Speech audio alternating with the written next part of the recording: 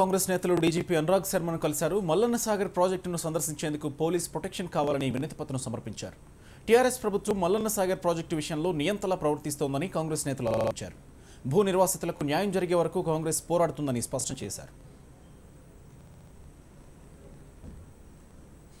మల్లన్న సాగర్లో దాడికి గురైన అమాయకులైనటువంటి పేద మధ్యతరగతి మహిళా రైతాంగ సోదరులు అందరిపై జరిగినటువంటి లాఠీ ఛార్జీని కూడా తీవ్రంగా ఖండిస్తూ ఆ లాఠీ ఛార్జీ ఆ బూటకాళ్లతో తన్నిన విధానానికి ఆ ఫైరింగ్ చేసినటువంటి విధానం పైన కూడా లోతుగా ఎంక్వైరీ చేసి దాని బాధ్యులైనటువంటి వాళ్ళందరిపైన కూడా కఠిన చర్యలు తీసుకోవాల్సిందిగా కూడా డీజీపీ గారిని కోరటం జరిగింది.